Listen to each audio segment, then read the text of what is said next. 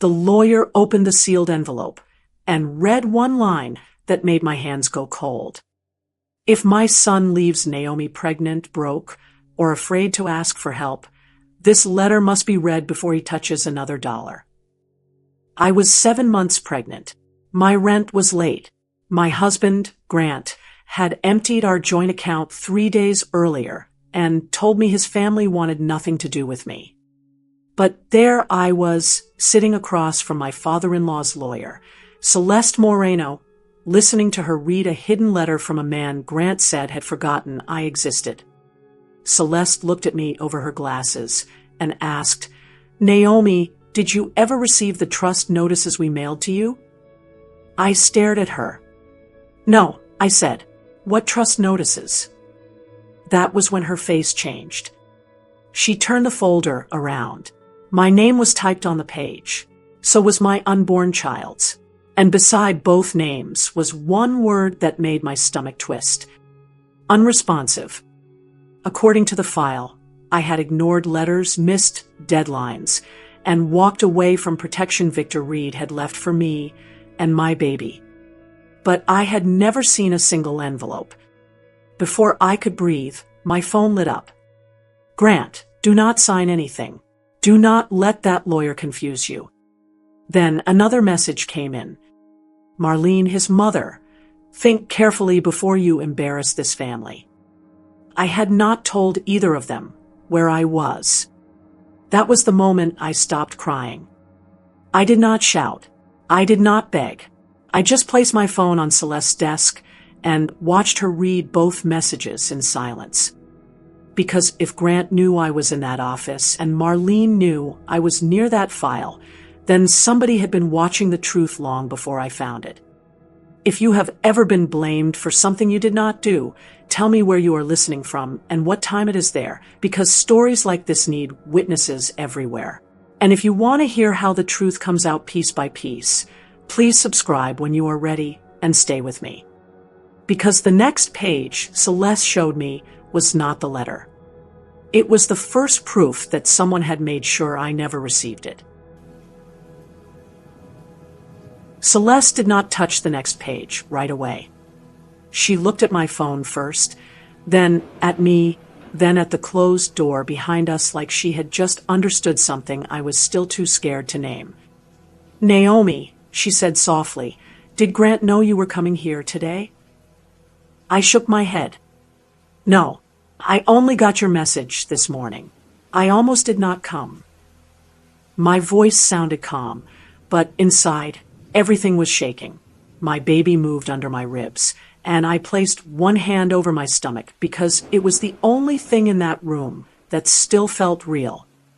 Celeste slid my phone back toward me. "Do not delete those messages," she said. "Take screenshots. Save the time they came in." I did what she told me. My fingers felt stiff, but I took the screenshots. Grant's warning, Marlene's threat, the timestamps, the fact that both messages came in minutes after Celeste read the letter. I wanted to call Grant and ask how he knew.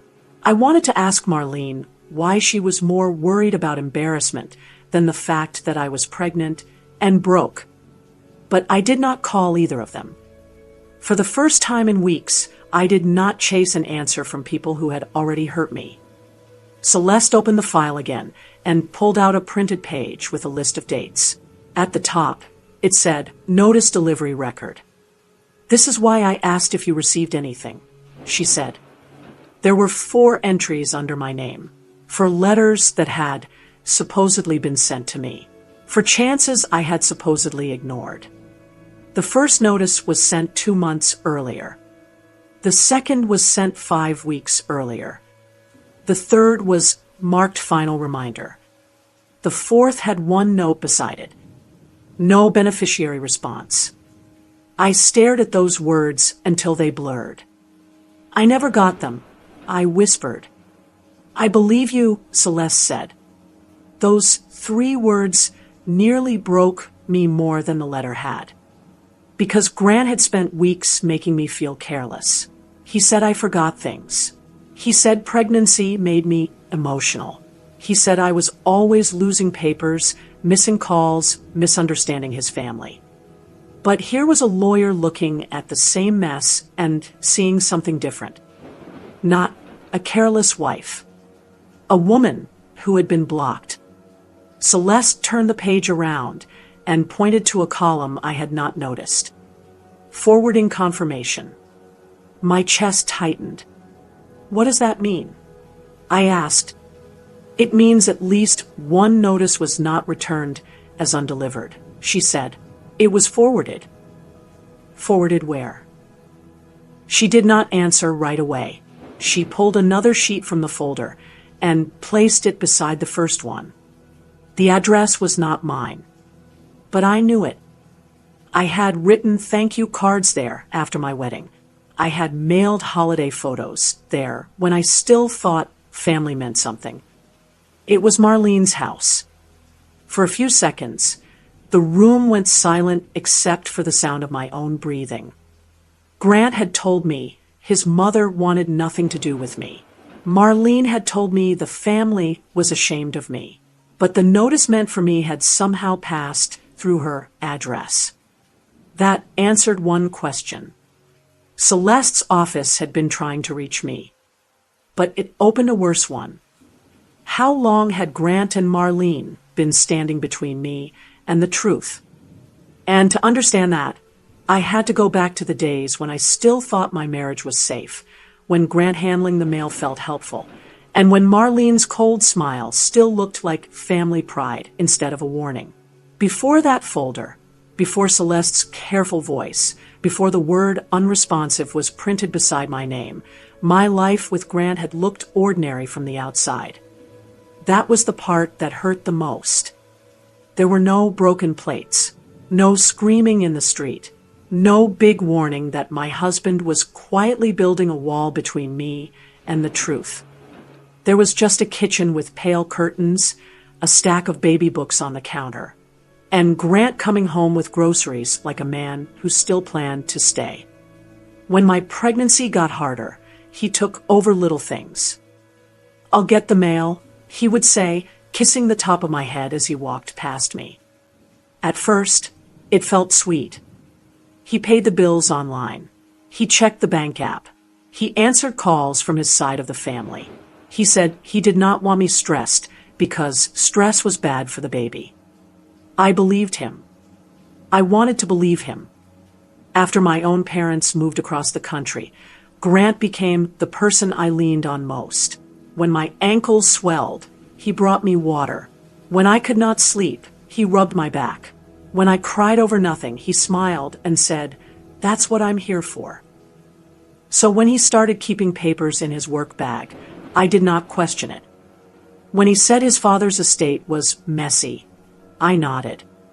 When he said lawyers only made families fight, I agreed because I did not want to be the kind of wife who made grief harder. Marlene made that easy too. She never shouted at me. She was colder than that. She would visit with folded baby clothes and a tight smile. She would set them on the table like gifts, then remind me that the Reed family handled things privately. Victor did not like outsiders in family matters, she told me once. I remember feeling embarrassed because I thought she meant me. Grant did not correct her. He just placed his hand on my shoulder and said, "Mom is old-fashioned. Don't take it personally." But I did take it personally. I started calling less. I stopped asking about Victor's papers. I stopped wondering why Celeste Moreno's name appeared once on Grant's phone, and then never again. That was how control worked in my house. It did not arrive as a locked door. It arrived as help. Grant helped with the mail. Grant helped with the accounts. Grant helped explain why his mother acted cold. Grant helped me believe I was too emotional to understand what was really happening. One evening, about a month before he left, he brought me a folder while I was sitting on the couch with my feet up. "Just household stuff," he said. "Insurance updates, account forms, estate cleanup. Nothing serious." I remember the baby kicking while I signed. I remember Marlene calling right after, asking if I was being difficult about family paperwork. And I remember Grant laughing when I asked if I should read every page. "Naomi," he said, "you're exhausted. I already checked it." Back then, I thought that was love. Now, sitting in Celeste's office, staring at Marlene's address on a notice meant for me, I understood something much colder. The crack had not started when Grant emptied our account. It had started when I handed him my trust, one small, ordinary moment at a time. After I saw Marlene's address in Celeste's file, my memories stopped feeling like memories. They became evidence. At first, I hated that. I hated looking back at small moments and seeing how carefully Grant had trained me not to ask questions. I hated remembering how many times I had thanked him for things that had made me weaker. The mail was the first thing I thought about. Grant always got it before I did. Sometimes he brought in grocery flyers and bills, but never anything from a lawyer. Never anything from Victor's estate. Never anything with Celeste Moreno's name on it. When I asked once why the mailbox was always empty, he laughed. "Naomi, you want more bills?" I laughed too. Back then, it sounded normal. Now it sounded like practice. Then I remembered the phone calls. There were times when Grant would walk out of the room when Marlene called. He said she was upset about Victor's health, or angry about money, or worried about family things I did not need to carry while pregnant. I let him protect me from those calls. That was what I told myself. But the truth was worse. He was not protecting me from stress. He was protecting the lie from me. Marlene had her own way of making me feel small. She never had to raise her voice. She could make one sentence feel like a locked gate. "You know, Gran is under a lot of pressure," she told me once while folding tiny baby socks at my kitchen table. I remember smiling because I thought she was trying to help. Then she added, "A good wife does not make a man choose between his mother and his marriage." I had not asked Grant to choose anything. I had only asked why his father's lawyer had called the house phone twice that week and hung up when Grant answered.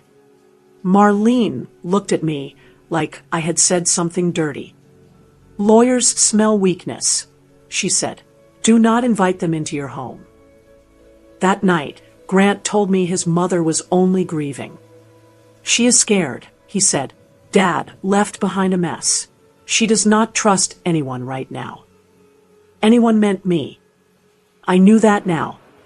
Celeste listened without interrupting as I told her these things. I expected her to look bored or doubtful. Instead, she wrote dates beside every memory I could place. The calls. The mail. The folder I signed. The week Marlene started visiting more often. The day Grant told me not to answer unknown numbers because estate scammers were calling families after obituaries. Celeste paused at that one. "Did he use those words?" she asked. "Yes," I said. "Estate scammers." Her pen stopped moving. "That matters." My throat tightened. "Why?" "Because our office called from the same number each time," she said. "If he told you not to answer unknown numbers right after those calls started, that may explain why you never spoke to us." I looked down at my hands. My wedding ring felt heavy. For weeks, I thought pregnancy had made me forgetful, emotional, and needy. But every red flag had pointed to the same thing. Grant did not just leave me in the dark. He taught me to close my own eyes. And the worst part was, I still had not seen what was inside the folder he made me sign. Celeste did not hand me the waiver right away. She made a list first. At the top of a yellow legal pad, she wrote 4 words. What Naomi actually knows. Then she drew a line down the page and wrote 4 more. What the file says. It looked simple, almost too simple for the way my chest was hurting. But as she started filling in both sides, I understood why she was doing it. My pain was messy. The proof could not be. On my side, we wrote what I remembered. Grant handled the mail. Grant told me not to answer unknown numbers. Grant brought me a folder and said it was household paperwork. Marlene called right after I signed. Marlene told me lawyers should stay out of family matters. I never received any notice from Celeste's office. I never refused help from Victor Reed. On the file side, Celeste wrote what her records showed. 4 notices had been sent. 1 was marked final reminder. 1 was marked no beneficiary response. At least 1 was forwarded. The forwarding address connected to Marlene's house. A waiver existed with my signature on it. I stared at that last line. A waiver, I said slowly. Celeste folded her hands on the desk. It appears to say you declined certain trust protections. The room tilted. No, I whispered. I would never do that. I did not even know there was a trust. I understand, she said. That is why we verify. We do not guess. She pulled a copy from the back of the file and placed it in front of me. My name was there. My signature was there. But the page felt wrong before I even read it. The signature looked like mine, but the date was from the same week Grant had brought me that folder on the couch. The same week my feet were swollen, my back hurt, and I trusted him enough to sign where he pointed. Celeste watched my face. You recognize the date? I nodded. That was the household folder. She wrote that down too. Then she asked about money. That part made my stomach burn in a different way. Grant had emptied the joint account in pieces. Not all at once. That would have scared me sooner. Instead, he moved money slowly. A payment here, a transfer there, then 1 final withdrawal after he left. At the time, he told me bills were higher because of medical costs, rent, and estate fees. But when Celeste asked if I had copies, I opened my banking app with shaking hands. There they were. Small transfers. Odd labels. Dates that matched the weeks the notices had supposedly been sent. I wanted to cry again, but I did not. Instead, I took screenshots. I saved them into a folder on my phone and named it Victor File because I could not bring myself to name it Grant. Celeste gave me a quiet nod. That is good, she said. Keep everything. Messages, dates, screenshots, any envelope you find, any bank notice, anything with Marlene's address. For the first time, I felt something stronger than fear. Not peace. Not yet. But order. The story Grant told about me was starting to break into pieces, and each piece had a date, a name, or a record attached to it. Then Celeste turned back to the notice log and circled 1 entry in blue ink. This is the one I want to verify first, she said. It was the final reminder. The one I never got. The one that had not come back to her office. And the address trail beside, it led straight toward Marlene. Celeste did not let me run ahead with the feeling. That was the first thing I noticed about her. I was sitting there with Marlene's address in front of me, my husband's messages on my phone, and a copy of a waiver I did not understand. Every part of me wanted to say their names out loud and call it what it felt like, a trap. But Celeste lifted one hand before I could speak. We have to be careful, she said, not because I do not believe you, because if this is what it looks like, the records have to speak louder than your pain. That sentence stayed with me. The records have to speak louder than your pain. I had spent weeks trying to make Grant hear me. I cried. I asked. I explained. I defended myself like a woman begging to be found innocent in her own marriage. But Celeste was not asking me to beg. She was asking me to build. She pulled the final reminder closer and explained it in simple words. Her office had sent notices because Victor Reed's trust file listed me and my unborn child as protected beneficiaries. If I did not respond, the file could make it look like I had ignored the protection. But I never knew it existed, I said. That is the point we need to prove, she answered. She wrote 3 things on a fresh page. Mail trail, signature trail, money trail. Then she explained each one like she was placing steps in front of me. The mail trail would show where the notices went, who received them, and whether any address change had been used. The signature trail would show when the waiver was signed, who notarized it, and whether the papers matched what I remembered signing on the couch. The money trail would show whether Grant moved funds around the same time the notices were sent. None of it sounded dramatic. That made it scarier, because this was not about one angry fight or one cruel mistake.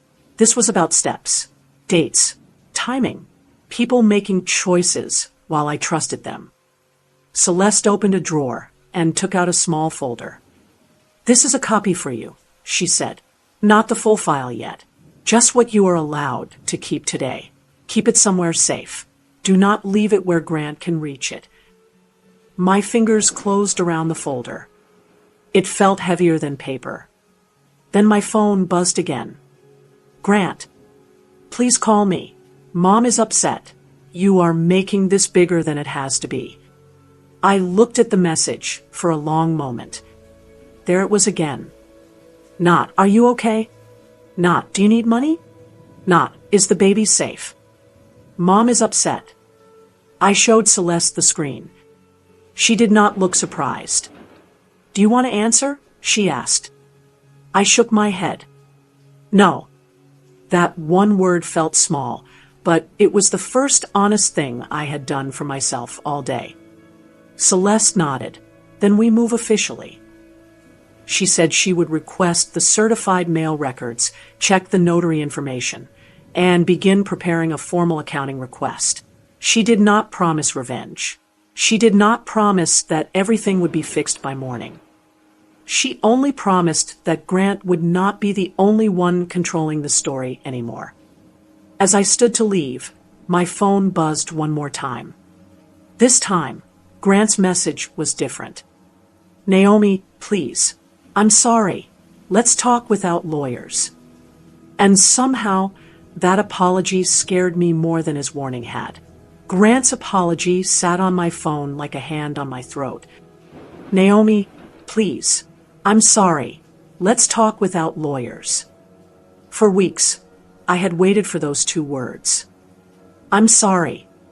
I had imagined him saying them at the apartment door with tired eyes and a cracked voice. I had imagined him admitting he panicked, admitting he was wrong, admitting he never should have left me with an empty account and a baby coming. But now that the words were finally there, they did not feel like love. They felt like a door closing. I stood in the hallway outside Celeste's office and read the message again. Let's talk without lawyers. That was the part my eyes kept returning to. Not, let's talk about the baby. Not, let's fix the rent. Not, I should not have touched the money. Just one clear request. Get away from the lawyer. Celeste had not followed me into the hallway. She gave me space, but before I stepped out, she had said one thing. Do not answer from fear. So I did not answer. I sat on a bench near the elevator, one hand on my stomach and one hand around the folder she had given me. People walked past me with coffee cups and briefcases. The building looked normal. The world kept moving. But mine had split in half. A few minutes later, Grant called. I watched his name flash on the screen until it stopped. Then he called again. Then Marlene texted, "Your husband is trying to fix this. Stop punishing him." I almost laughed, but it came out like a breath. Punishing him. I was the one with no money. I was the one sitting in a lawyer's building with swollen feet and a folder full of proof I had never asked to need. Still, I saved the message. Screenshot, timestamp, folder. The small action steadied me. Grant called a third time. This time, I let it go to voicemail. His voice came through a minute later, soft and broken in a way that would have fooled me yesterday. "Naomi, I know you're scared. Mom told me you're confused. That lawyer is making Dad's papers sound worse than they are. I was trying to protect you from stress. Please just come home and we can handle this privately." I played it once. Then again. Mom told me. That was the first crack in his apology. I had not told Marlene what Celeste showed me. I had not told Grant about the notice log. I had not told either of them that Marlene's address was in the file. So, how did Marlene know enough to tell him I was confused? I walked back into Celeste's office and placed the phone on her desk. "Listen to this," I said. She played the voicemail without changing her face. But when Grant said, "Dad's papers," her pen moved. "He called them papers," she said. I nodded slowly. He knows what this is about. Celeste saved the voicemail details with the messages. "This helps the timeline," she said, "and it tells us he is trying to move this back into private conversation before records are requested." That was when the apology stopped sounding like an apology at all. It was not regret. It was a warning dressed in a soft voice. Celeste closed the folder and looked at me. "I think it is time to send formal notice." My stomach tightened, but I did not say no. Because Grant had just answered one question without meaning to. He knew the lawyer mattered. And if he was this scared before Celeste even requested the records, then whatever was hiding in those records had to be worse than I thought. Formal notice sounded small when Celeste said it. Like a letter. Like paper. Like something a person could fold, ignore, or throw into a drawer. But the way Grant reacted told me it was not small at all. Celeste did not let me watch her send it. She said that part needed to stay clean and official. No angry notes from me. No extra messages. No emotional explanations. Just a formal request through the right channels. It asked for the trust records connected to my name. It asked for the notice history. It asked for information about the waiver. It asked for an accounting of the money Grant had moved from our joint account around the same dates the notices had been sent. And it told him to preserve records. That phrase sounded simple too. Preserve records. But Celeste explained it in plain words. "It means he is now on notice," she said. "If records disappear after this, that becomes its own problem." I sat across from her with both hands folded around the little folder she had given me. I thought I would feel powerful. I did not. I felt sick. Because for the first time, we were not just talking about what Grant had done in private. We were putting his name beside it on paper. I had wanted truth. But truth had weight. An hour after the notice went out, Grant called me 6 times. I did not answer. Then the messages started. "You have no idea what you are doing." Then, "You are letting strangers turn you against your own husband." Then, "Do you really want to raise our child like this?" I stared at that one for a long time. Our child. He had not said that when rent was overdue. He had not said that when he drained the account. He had not said that when I was eating toast for dinner because I was scared to spend money. But now, when records were being requested, he remembered the baby was ours. I saved every message. Screenshot, timestamp, folder. Celeste had taught me that proof did not always look dramatic. Sometimes it looked like a man changing his tone when paperwork reached him. Then my phone rang again. This time, it was not Grant. It was Marlene. I let it go to voicemail. Her voice came through sharp and low. Naomi, I do not know what that lawyer told you, but you are making a terrible mistake. Victor was sick when he signed half those papers.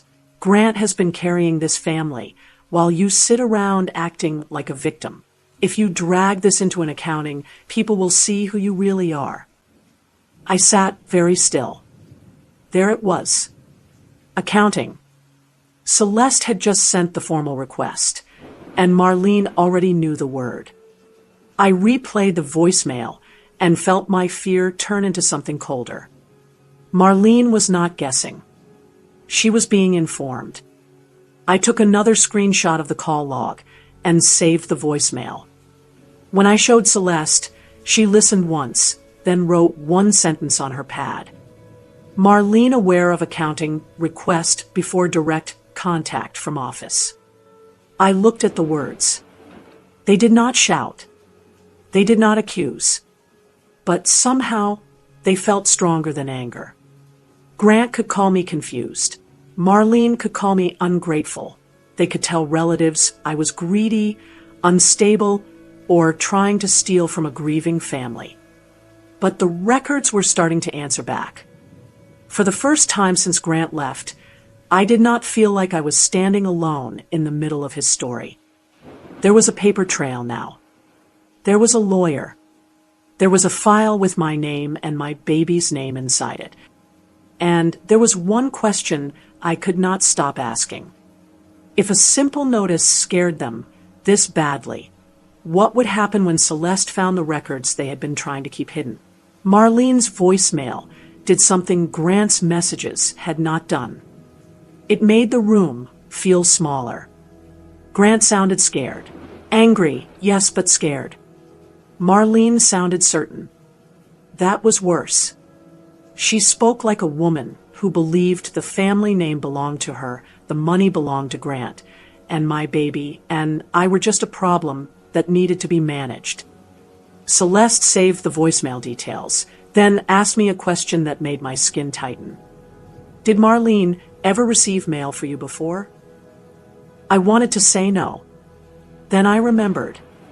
After the wedding, Grant and I stayed at Marlene's house for 2 weeks while our apartment was being painted. A few bank letters and insurance papers had gone there. Later, when we moved, Grant said he would update everything. I never checked. I was newly married. I was tired. I was trying to make peace with a mother-in-law who smiled with her mouth and judged me with her eyes. She had our old address, I said, but only from the beginning. Celeste wrote that down. That may matter, she said. The next morning, I found out how much it mattered. Marlene came to my apartment before I had even finished breakfast. I saw her through the peephole, standing straight in her cream coat, one hand on her purse, the other holding a paper bag like she was just a caring grandmother bringing food. For a second, I almost opened the door. That old habit was still inside me. Be polite. Do not make things worse. Do not disrespect his mother. Then my phone buzzed. Celeste, if she comes to you, do not argue. Do not hand her documents. Keep the door closed if you feel unsafe. I stepped back from the door. Marlene knocked again. Naomi, she called. I know you are in there. Her voice was calm enough for the neighbors, sharp enough for me. I did not answer. She leaned closer to the door. You are pregnant. You are emotional. Grant is trying to protect you from making a mistake you cannot take back. My hand went to my stomach. There it was again. Protection. That word sounded different now. When Grant used it, money disappeared. When Marlene used it, doors closed. She lowered her voice. Victor loved drama. At the end, he was sick. He wrote things he did not understand. If you let that lawyer twist his words, this family will not forgive you. I took out my phone and typed the date and time into my notes. Marlene at apartment. Says Victor was sick. Says family will not forgive me. Says lawyer twisting words. It was not much, but it was mine. A small record made while she tried to make me feel small. Then she said the thing that made my knees weaken. You should have been grateful we kept those papers away from you. You could not handle them. I stopped breathing. We. Not Grant. We. I waited until her footsteps faded down the hallway before I moved. Then I called Celeste. My voice shook when I repeated the sentence. Celeste was silent for a moment. Then she said, Naomi, that is the first time she has placed herself inside the concealment. I looked at the door Marlene had just stood behind. For weeks, she had acted like a disappointed mother-in-law. Now I understood she had been something else. A guard at the gate. And if she was guarding the papers this hard, then the next thing behind that gate had to be the reason Grant needed me silent. I did not want to confront Grant and Marlene. Not because I was afraid of the truth. Because I was afraid of what I might still hope for. Some small, foolish part of me still wanted Grant to look me in the eye and say there had been a mistake. I wanted him to tell me his mother had gone too far, that he had been scared, that he had not known how much damage he was causing. But Celeste had warned me not to walk into a fight looking for comfort. Ask only what you need to ask, she said. Do not show them everything, and do not let them pull you away from the records. So I agreed to meet them in the lobby of my apartment building, where the cameras worked, and the front desk was close enough for me to feel safe. Grant arrived first. He looked tired, but not in the way I remembered.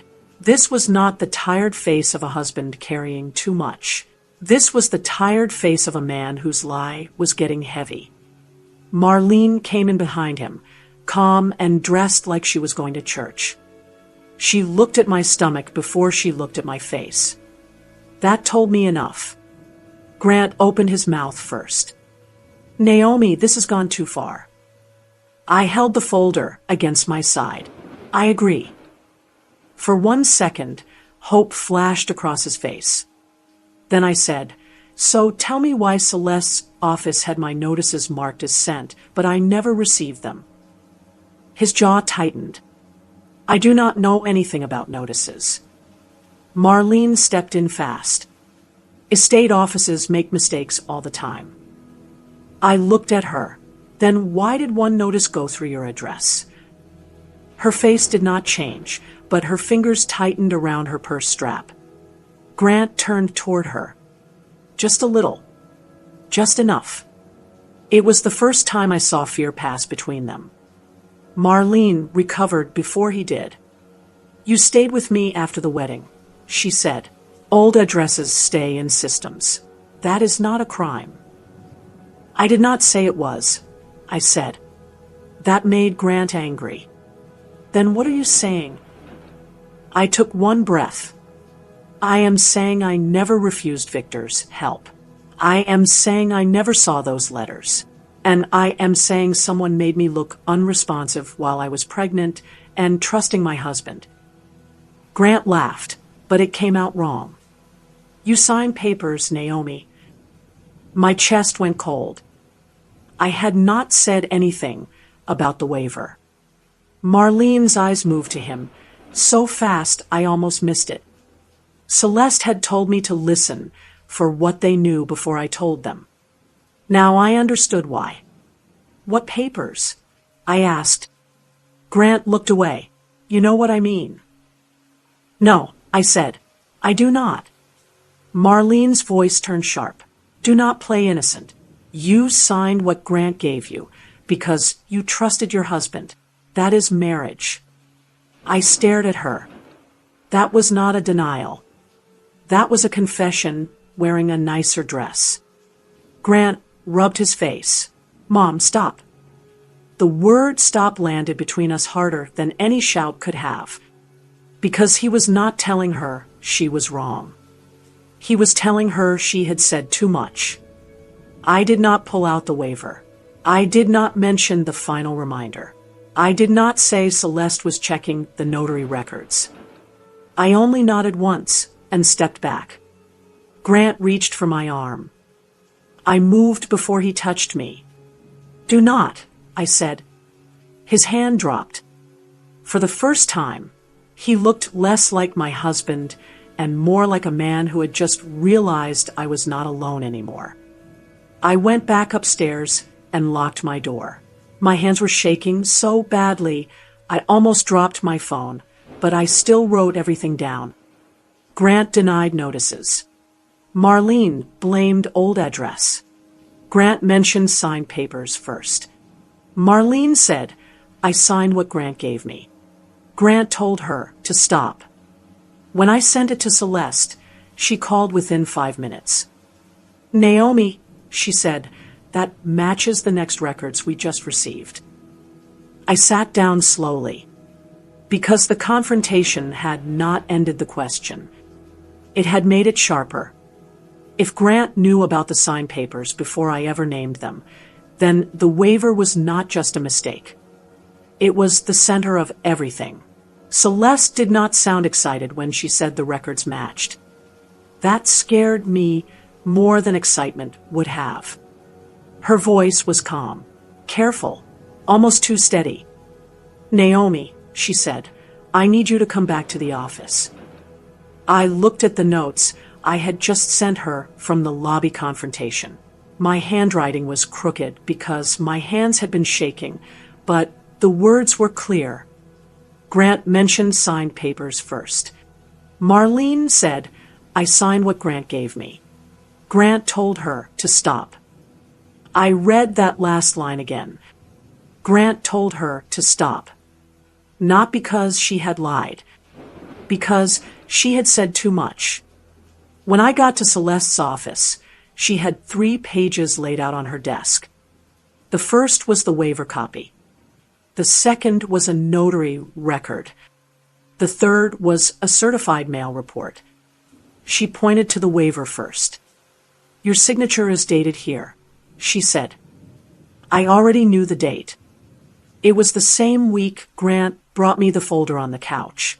The same week my back hurt, so badly I could barely sit up straight. The same week he told me not to worry because he had checked everything. Then Celeste pointed to the notary record. This says the waiver was notarized 2 days later. I frowned. I never went to a notary. I know, she said. My mouth went dry. She did not say the signature was fake. She did not say what a court would decide. She only said what the record showed. The waiver claimed a formal step had happened. But I had no memory of it. And the date did not match any appointment, bank visit, office visit, or errand I had made. Celeste slid over a small calendar page from her notes. Do you remember where you were that day? I did. I was at a prenatal checkup in the morning. Then I went home and slept because my blood pressure had been high. Grant picked up soup on his way home. Marlene called that night and asked if I had finally stopped making the papers difficult. At the time, I thought she meant insurance. Now I understood she may have meant this. Celeste wrote down every detail. Then she moved to the certified mail report. This final reminder was not returned. She said, it was forwarded. To Marlene, I said. To an address connected to her, Celeste corrected gently. We verify the record. We do not jump past it. That was why I trusted her. She never let anger outrun proof. Then she showed me the bank timeline. Small transfers, odd labels, money moved out in pieces. One transfer happened the day after the first notice. Another after the final reminder. The largest withdrawal happened after the file marked me as having no response. I stared at the dates until my eyes burned. It was all around the notices. I whispered. Yes, Celeste said. That is what makes the pattern important. My phone buzzed before I could answer. Grant again. This time, he did not sound soft. You are misunderstanding old paperwork. Mom is trying to help clean up Dad's mess. Stop turning grief into an attack. A minute later, Marlene sent her own message. Victor was confused near the end. Do not let that woman make his papers sound sacred. I showed both messages to Celeste. She read them, then looked back at the records. They are both trying to make this sound like confusion, she said, but the dates are not confused. That sentence settled over me like a door locking. The waiver date, the notary record, the forwarded notice, the bank transfers, the messages. None of them stood alone anymore. Together, they were starting to tell one story. Grant had not simply left me. Marlene had not simply judged me. And Victor's letter had not been written from old fear. It had been written like a man leaving a map. Celeste opened the sealed letter again, but this time she did not start at the beginning. There is one part we have not read in context yet, she said. I looked at the page in her hand. And for the first time, I realized the letter was not only warning me about what Grant might do. It was telling Celeste what to do if he actually did it. Celeste placed the sealed letter in the center of her desk. Then she placed the waiver on the left. The notice trail went on the right. 3 papers. 3 quiet things that had almost ruined my life without ever raising their voice. I sat across from them with both hands under my stomach, feeling my baby move while the truth took shape in front of me. Celeste did not rush. She tapped the waiver first. This is the document Grant says shows you refused protection. Then she tapped the notice trail. This is the record that made it look like you ignored our office. Then she touched Victor's letter. And this is why Victor gave me instructions before he died. My throat tightened. Until that moment, Victor's letter had felt like a warning. Painful, shocking, but still just a warning. Now, it felt like something else. It felt like he had seen the room before I ever walked into it. Celeste read the next section slowly. If Naomi is marked as unresponsive while pregnant, or if any waiver appears after Grant has handled her mail, accounts, or family communication, all related documents must be reviewed before my son receives further access. I stopped breathing. Grant's name was not written in anger. That somehow made it worse. Victor had not sounded like a father throwing blame. He had sounded like a man documenting a fear he hoped would never become real. Celeste looked at me. Victor did not say this because he disliked Grant, she said. He said it because he had already seen financial behavior that worried him. I stared at the waiver. The same date as the folder on the couch. The same signature I gave while trusting my husband. The same paper that now claimed I had walked away from help I never knew existed. Then I looked at the notice trail. Marlene's address connection. The final reminder. The no response note. The lie had not needed one big act. It had needed 100 small doors closing at the right time. Grant handled the mail. Marlene warned me not to involve lawyers. Grant told me the folder was harmless. Marlene called to see if I was being difficult. The notices disappeared. The waiver appeared. The money moved. And I became unresponsive on paper while begging for help in real life. I covered my mouth because the room was starting to blur. For the first time, I did not just feel betrayed by Grant. I felt erased. Celeste gave me a moment. She did not fill the silence with comfort I could not hold. Then she turned to the final paragraph. "There is more," she said. I wiped my face with the back of my hand. What more could there be? Her eyes stayed on the letter. Victor included a condition. The word condition made my stomach tighten.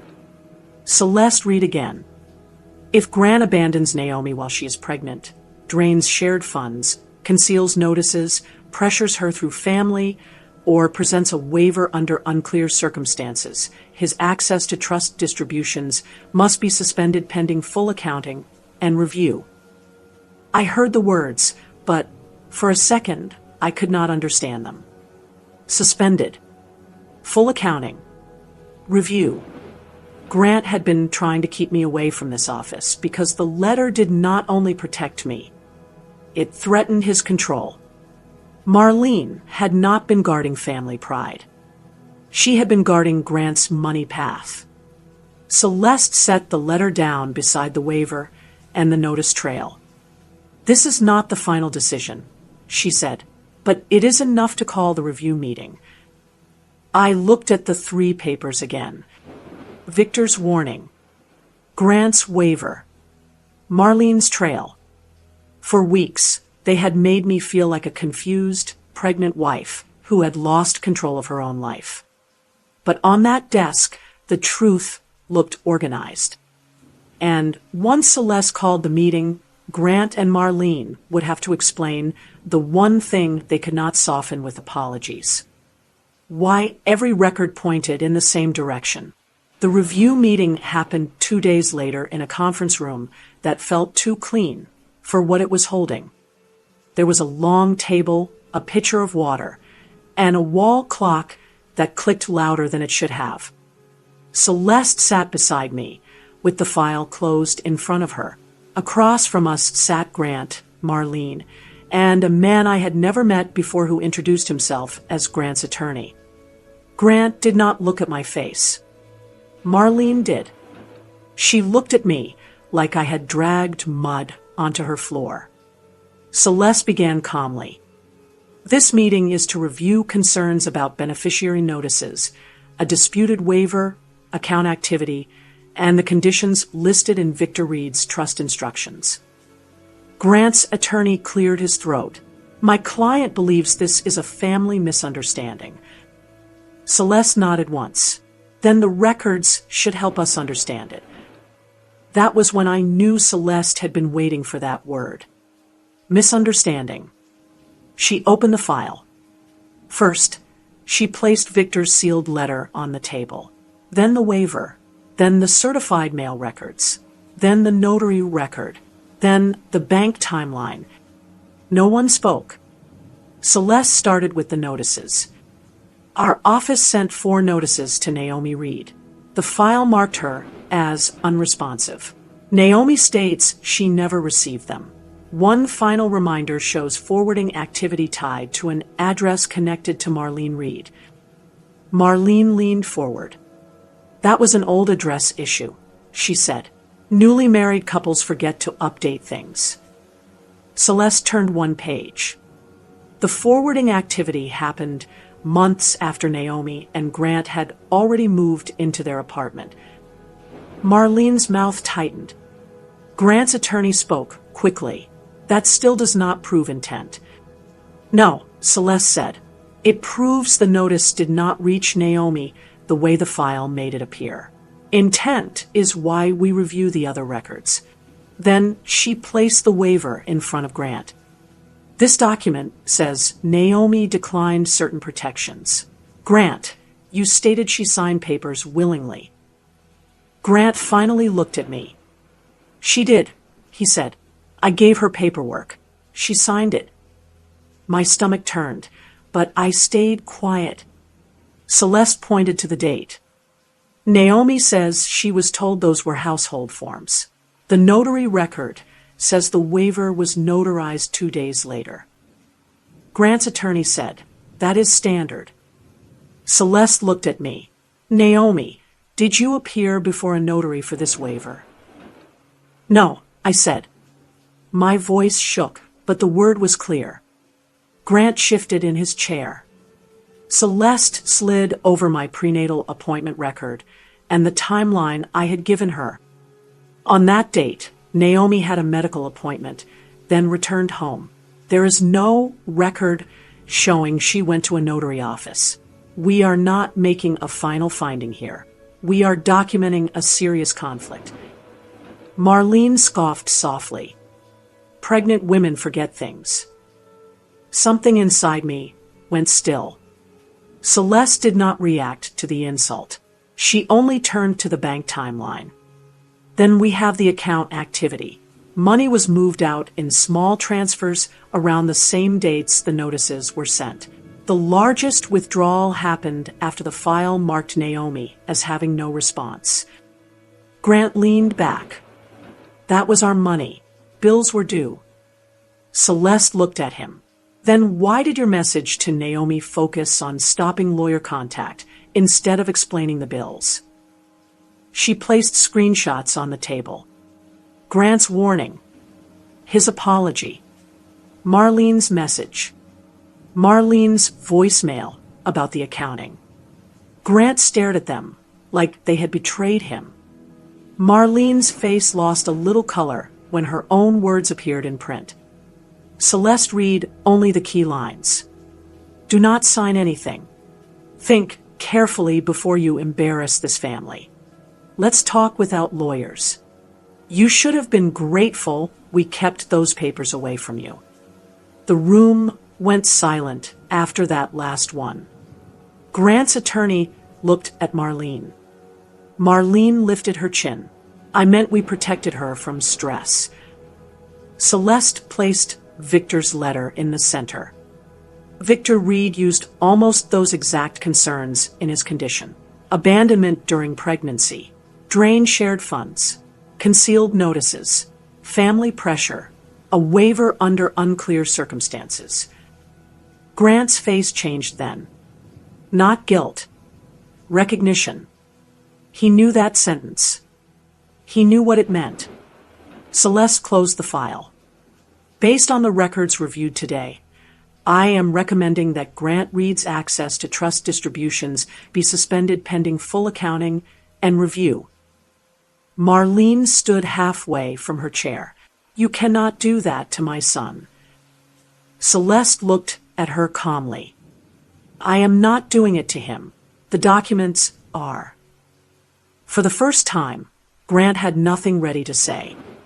No apology. No warning. No family speech. Just silence. And in that silence, I understood that the truth had finally entered a room where he could not lock the door behind it. Grant found his voice in the hallway. Not in the room where the records were on the table. Not in front of Celeste. Not while Victor's letter sat beside the waiver and the notice trail. Only after the meeting ended, when the conference room door closed behind us, did he step toward me and whisper, "You have no idea what you just did." I looked at him, and for once, I did not feel the need to answer. Because I knew exactly what had happened. I had not destroyed his life. I had stopped helping him destroy mine.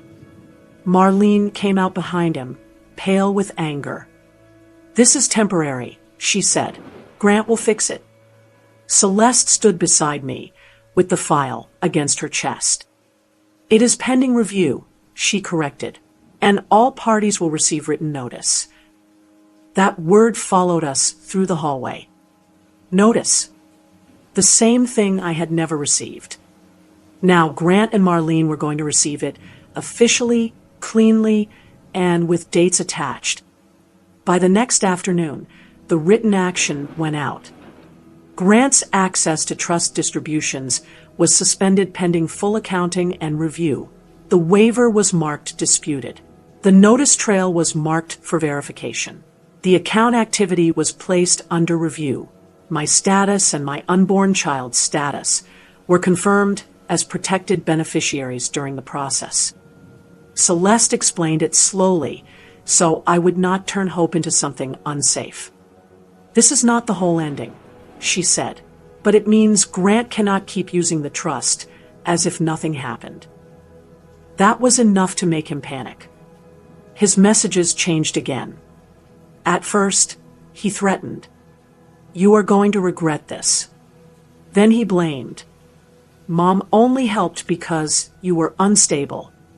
Then he begged, "Please, Naomi, I cannot have my accounts frozen right now." I stared at that last message for a long time. Not, "I cannot lose you." Not, "I am sorry for leaving you broke." Not, "I hurt you and the baby." "I cannot have my accounts frozen." There he was. The real Grant, standing in one sentence. Marlene's fall was quieter, but it cut deeper for her. Relatives who had ignored my calls suddenly started calling me. One aunt said she had been told I refused Victor's help.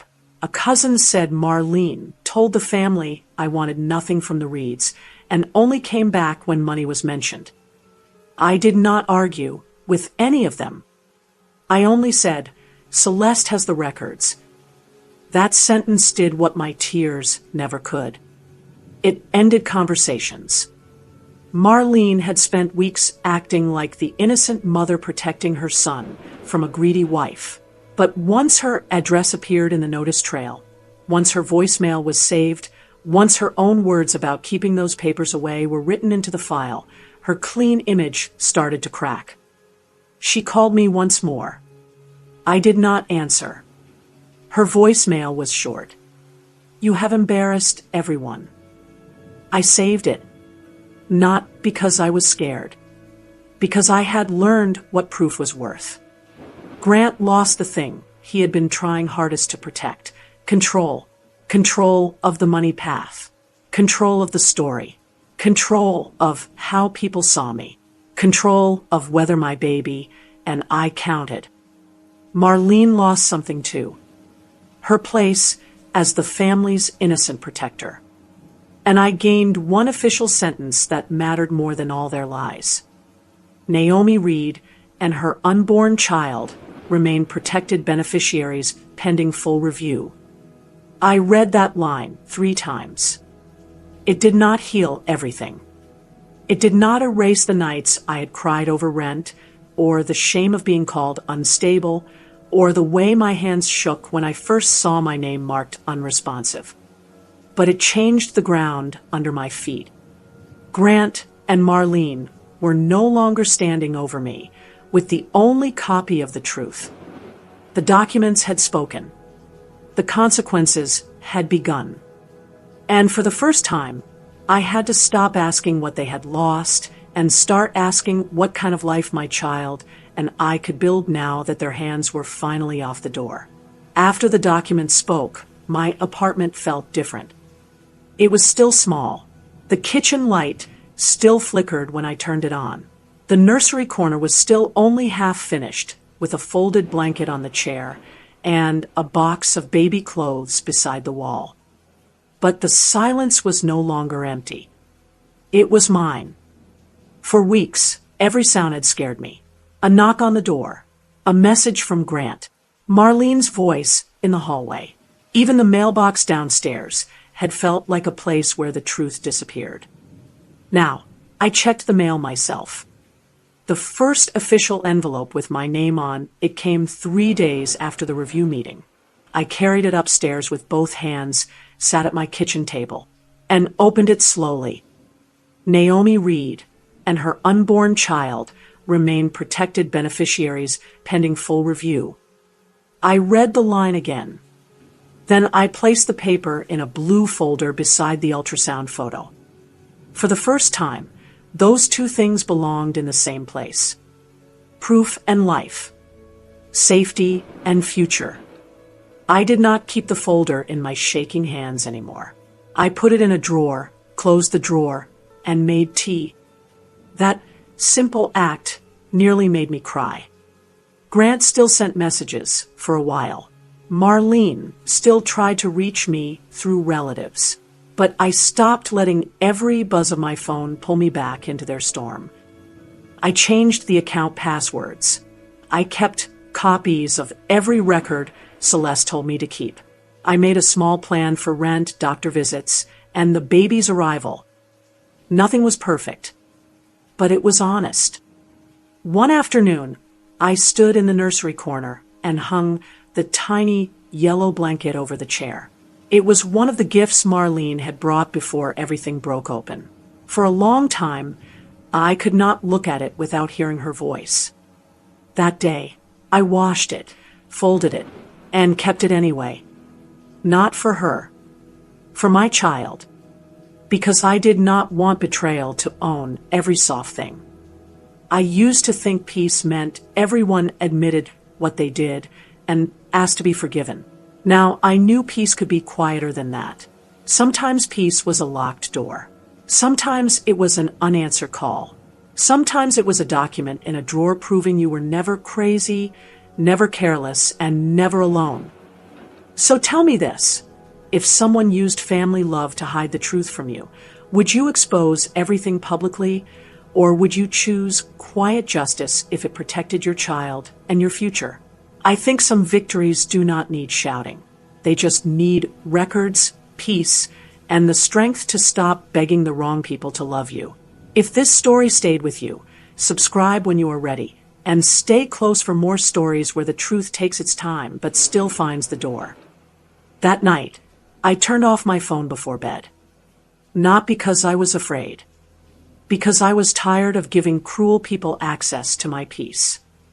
I placed one hand on my stomach and felt my baby move beneath it. For months, Grant and Marlene had tried to make me look unresponsive.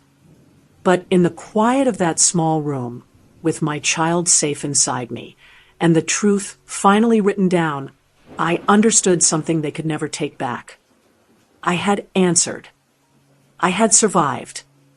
And my baby would be born into a life where the truth already knew our names.